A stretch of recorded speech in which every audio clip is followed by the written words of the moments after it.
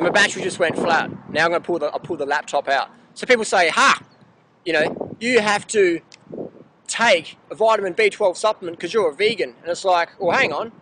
How come, if that was true, how come people who eat animal products for breakfast, lunch and dinner are coming up with vitamin B12 deficiencies? How come? Why? Because the number one reason is malabsorption. So if you have a history of gastritis, celiac, Crohn's, pharmaceutical drugs, you know, nitrous oxide and surgeries, nitrous oxide and chuffing it and go, whoa, whoa, you know, that sort of stuff. We used to do that as teenagers all the time, sit in the back of the car, chuffing nitrogen.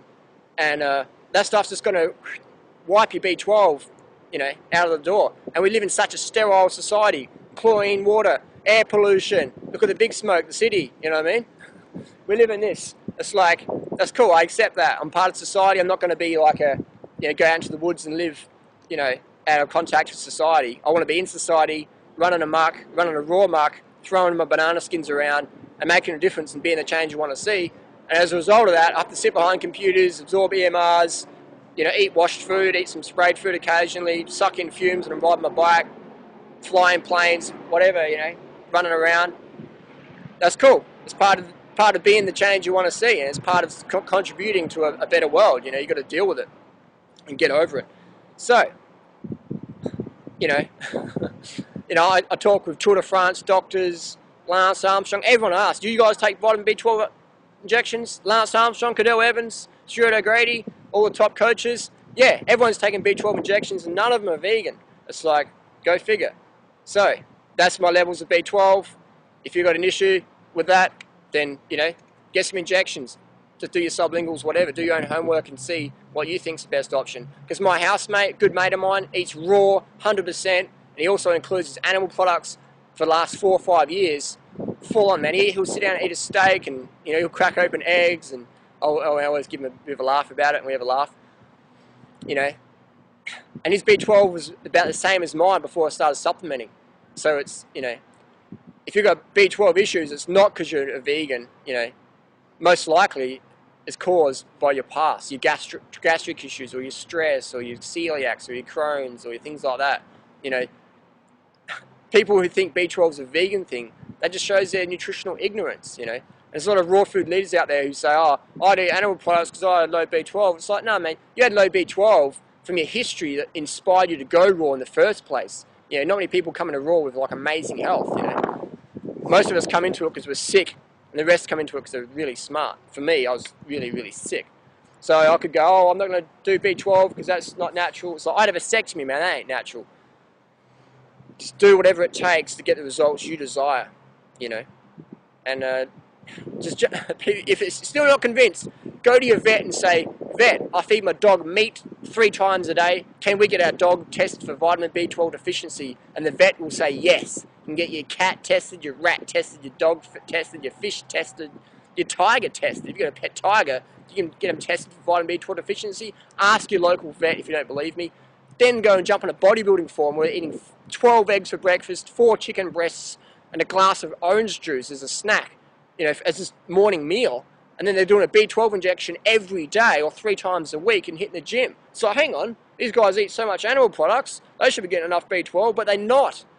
That's why supplementation comes into play, because we live in such a sterile society. So if you want supplementation, do it. If you don't, maybe do some more research and, you know, read this book. You know, join the fear campaign and read this book, and maybe you might change your mind. You know, so just you know, I live a higher energy lifestyle, man. I'm out there talking, stressing, chewing up my B12 like it's bananas. So maybe I need a little bit more. Yes. So my bloods are great, perfect, textbook according to the mainstream medical place. You know, it's cool. It's what does that mean? I don't know. You know, it means that I'll never have this debate ever again with people, because I can just pull out my blood test or show them the link and say, hey, check it out, man. Look at this. You know, look at this. The big smoke. Sydney, Australia, February 4th, 2010. Live your purpose. You could die tomorrow, man. So tell your loved ones you really care about them.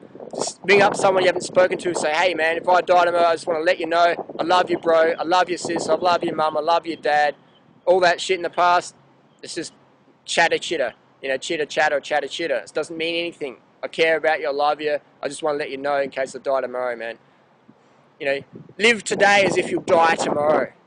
Because any other way, man, you walk around half asleep going, I've got the rest of my life to do this. Like, I'm a bit busy now. I've got to watch the television. I can't really find what my life purpose is. I can't eat healthy. I don't have time. I've got to go to work and the job I hate, to buy crap I don't need, to impress people I don't even really like, to buy things, material assets, to get judged on my status level, meaningless material acquisitions that don't mean fuck all. That's what I'm too busy to get healthy and exercise and read the books and listen to the audio. I'm just too busy. Get that and just throw it into the bay. Throw it into Darling Harbour in Sydney, whatever, the Bay Area in San Francisco and whatever. Just get that attitude and pull it out of your ear and throw it into the water. Drag, self-doubt, kicking and screaming. Just chuck it in the water, dunk it and drown it. I'll leave you with a little saying. There was an Indian speaking to a child and saying, there's a continuous battle of two wolves in your head, in your mind, and they're fighting every day. And the child's like, wow, you know, which wolf will win? And the Indian elder said, the wolf who wins is the one you feed the most. So the moral of the story is, be careful what wolf you feed, aka, you know, you got the false self and the true self. You know, feed your true self. Give yourself love, bliss, joy, compassion, passion, you know, all that stuff, the good food, fruits and vegetables and stuff like that. If you feed the false self, you're feeding it with doubt, negativity, lack mentality, pain, fear, fire, destruction, meat, animal murder, dairy, eggs, all that slop and stodge and, you know, all that stuff in there.